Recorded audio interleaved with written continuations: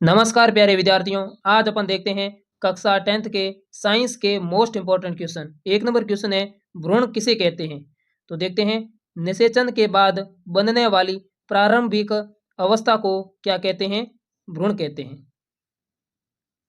दो number question है, callus किसे कहते हैं। पौधों में अविभेदित कोशिकाओं के समूह को कैलस कहते हैं। क्या कहते हैं?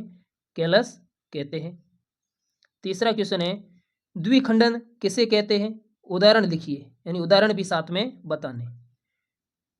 जिस प्रक्रिया में एक जीव दो समान भागों में विभाजित होकर नए जीव बनाता है उसे द्विखंडन कहते हैं। उदाहरण है इसका अमीबा। अमीबा में जो जनन होता है वो द्विखंडन विधि के द्वारा होता है। 4 नंबर क्वेश्चन है, अंकुरण किसे कहते हैं। तो देखते हैं, अंकुरण बीज से नए पौधे के बनने की प्रक्रिया को अंकुरण कहते हैं। यानी कि बीज से नए पौधे के बनने की प्रक्रिया को क्या बोलते हैं? अंकुरण बोलते हैं। 5 नंबर क्वेश्चन है, प्लेसेंटा या अपरा किसे कहते हैं। तो माता और भ्रूण के बीच पोषण तथा गैसों के आदान प्रदान करने वाली संरचना को प्लेसेंटा या अपरा कहते हैं। यानी कि माता और भ्रूण के बीच पोषण यानी कि भोजन तथा गैसों के आदान प्रदान करने वाली संरचना को प्लेसेंटा या उसको अपरा भी कहते हैं। 6 नंबर क्वेश्चन है, यौन संचरित रोग किसे कहते हैं? नाम लिखिए।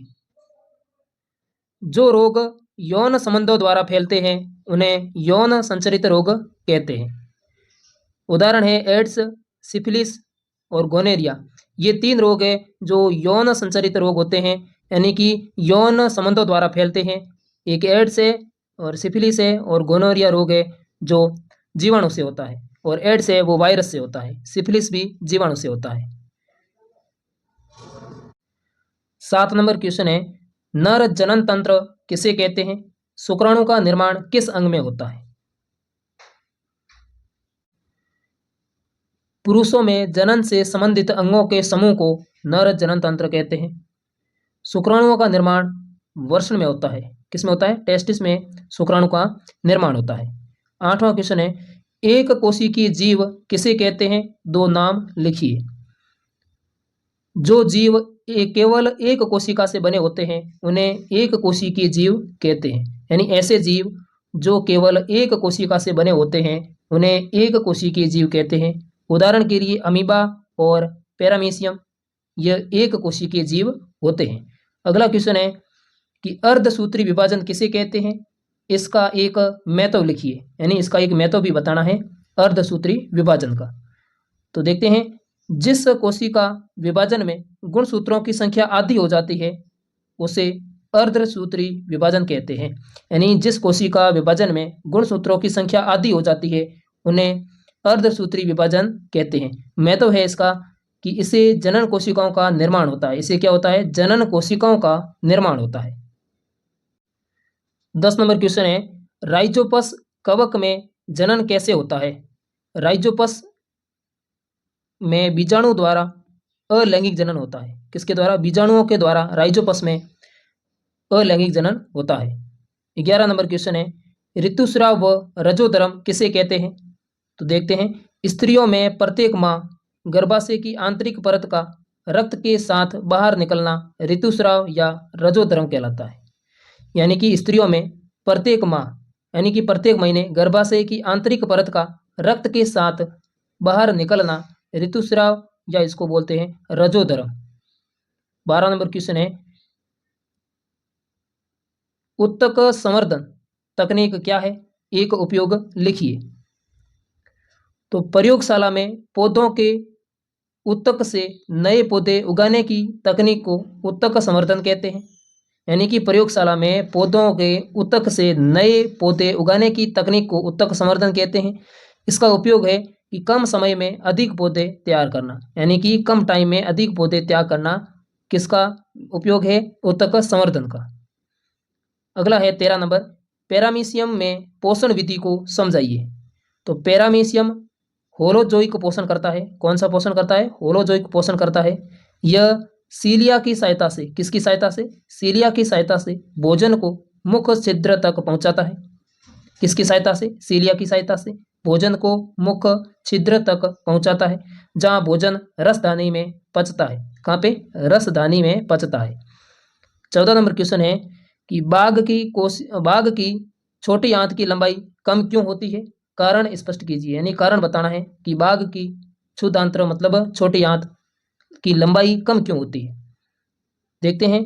बाघ मांसाहारी जीव है। बाघ कैसा जीव है? मांसाहारी जीव है। मांस का पाचन जल्दी हो जाता है, यानी मांस का पाचन जल्दी हो जाता है, इसलिए इसकी छोटी आंत की लंबाई कम होती है। क्यों होती है कम? क्योंकि बाघ एक मांसाहारी जीव है, मांस का पाचन जल्दी हो जाता है, इसलिए छोटी आंत की लंबाई कम होती है। किसमें? बाघ में।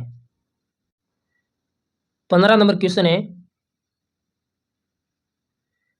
हमारे शरीर में हीमोग्लोबिन की कमी के क्या कारण हो सकते हैं? क्या क्या हो सकते हैं? आयरन की कमी पहला, पौष्टिक भोजन की कमी दूसरा, तथा अधिक रक्तस्राव हीमोग्लोबिन की कमी के मुख्य कारण है। यानी कि आयरन की कमी हो जाती है, यानी कि फेरस आयरन की कमी हो जाती है, पौष्टिक भोजन की कमी हो जाती है, अधिक रक्तस्राव हीमोग्लोबिन की कमी के मुख्य कार्य है, मुख्य कारण हो सकते हैं। अगला क्वेश्चन है, भोजन के पाचन में अग्नाशय रस की क्या भूमिका है? समझाइए। अग्नाशय रस में एंजाइम होते हैं। क्या होते हैं? एंजाइम, जो कार्बोहाइड्रेट, प्रोटीन और वसा का पाचन करते हैं। यानी कि अग्नाशय रस में एंजाइम होते हैं जो कार्बोहाइड्रेट, प्रोटीन और वसा का पाचन करते हैं। किसका? कार्बोहाइड्रेट और प्रोटीन और वसा का पाचन करते हैं। 17 नंबर है, वायवीय श्वसन के दौरान ग्लूकोज के विखंडन को समझाइए। यानी वायवीय श्वसन के दौरान ग्लूकोज के विखंडन को समझाइए। वायवीय श्वसन में ग्लूकोज ऑक्सीजन की उपस्थिति में टूटकर कार्बन डाइऑक्साइड, जल और ऊर्जा उत्पन्न करता है। वायवीय श्वसन में ग्लूकोज ऑक्सीजन की उपस्थिति में टूटकर, किसकी उपस्थिति में? ऑक्सीजन O2 की उपस्थिति में टूटकर कार्बन डाइऑक्साइड यानी कि CO2, जल और ऊर्जा उत्पन्न करता है। CO2 जल और ऊर्जा उत्पन्न करता है। 18 नंबर क्वेश्चन है, मानव में पचित भोजन का अवशोषण कैसे होता है? समझाइए। छोटी आंत की दीवारों में उपस्थित रसांकुर पचे हुए भोजन को अवशोषित करके रक्त में पहुंचाते हैं। यानी कि छोटी आंत की दीवारों में उपस्थित रसांकुर पचे हुए भोजन को अवशोषित करके रक्त में पहुंचाते हैं। अगला क्वेश्चन है 19 नंबर, एक कोशिकीय जीव में पोषण विधि को समझाइए। एक कोशिकीय जीव भोजन को कोशिका झिल्ली द्वारा ग्रहण करते हैं तथा कोशिका के भीतर उसका पाचन करते हैं। यानी कि एक कोशिकीय जीव भोजन को कोशिका झिल्ली द्वारा ग्रहण करते हैं तथा कोशिका के भीतर यानी कि कोशिका के अंदर उसका पाचन करते हैं। अगला क्वेश्चन है, अलैंगिक जनन तथा लैंगिक जनन में कोई 4 अंतर बताओ। अलैंगिक जनन, लैंगिक जनन। अलैंगिक जनन एक जनक की आवश्यकता होती है, यानी कि अलैंगिक जनन में एक जनक की आवश्यकता होती है। लैंगिक जनन में 2 जनकों की आवश्यकता होती है। अलैंगिक जनन में युग्मकों का निर्माण नहीं होता है, लैंगिक जनन में युग्मकों का निर्माण होता है। अलैंगिक जनन में संतान समान होती है, लेकिन लैंगिक जनन में संतान में विविधता होती है।